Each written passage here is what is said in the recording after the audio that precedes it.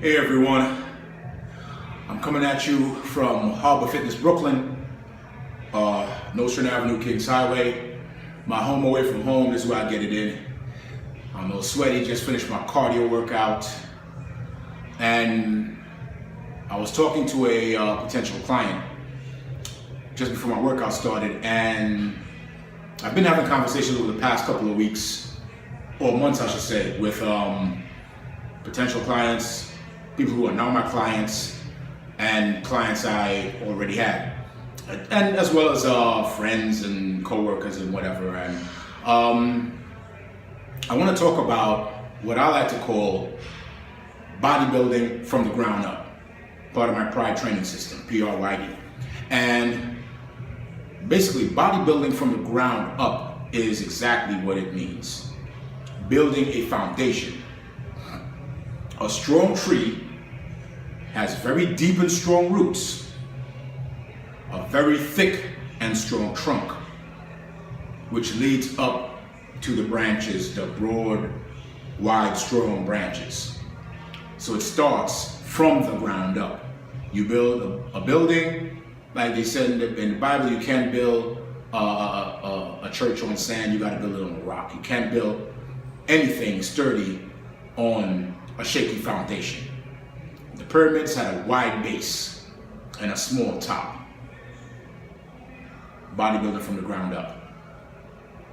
And this applies to all sports, not just bodybuilding, but I use that term, bodybuilding from the ground up.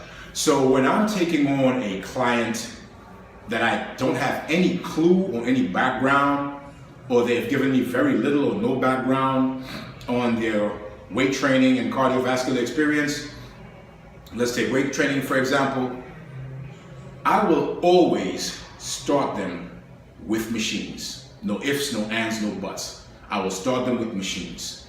And this is the only time I'll probably use high volume. I'm a stickler, I'm a strong believer in high intensity, low volume, less sets, milking everything out of the set or one or two sets that you do.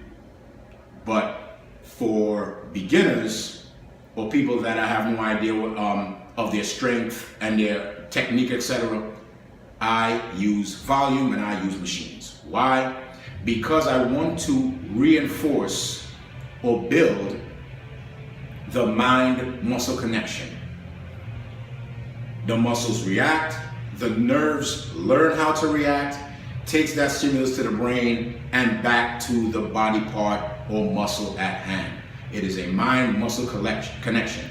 Think about when you were a kid, or think about a kid learning to write for the first time. They hold a pen, it's all funky, they can't hold it right, their writing is all over the place, but through repetition, they master the movement. Tying your shoes when you first started was all cumbersome. Anything you did for the first time as a child coming up was cumbersome. That's why you have baby talk, ba ba ba boo boo and all that stuff. The more you repeat it, the more repetition, the muscles in your tongue, in your jaws, your brain, it learns how to form the words and you speak. You learn how to walk the same way. You start stumbling and you build up. So what I do, I put them on machines. If it's a shoulder press machine, bench press machine, a leg press machine, a pull down machine, a rowing machine, and not the pull down cable, a machine that has a fixed arm or fixed arms that stop the bar from swinging back and forth. Why? I want your body as a shoulder press to get into that groove of this motion. And if you close your eyes and you do that motion, you're on the machine, you'll feel it. You want to repeat that. Your mind, your neurological system, your muscles pick that up. So they know that this is a shoulder press. If you're pulling down into the body using that bar, the bar being fixed keeps your arms at a certain distance. You pull the muscles down, the muscles contract, you pull the arms down, excuse me, and that helps you develop that movement or learn how to do that movement. The second step, once you have mastered that and I see your weights gradually progressing, once I feel you have progressed enough, some people will learn faster than others, of course, that's just human nature. The next step, I will put you on barbells. Why? Because barbells, your nerves and muscles work slightly different. Not necessarily stabilize the muscles as people like to say. It's more the muscles learn to stabilize or be stable. For instance, back to the shoulder press. I have you on a barbell. The machine takes you through the movement, so you learn to move up and down in that motion.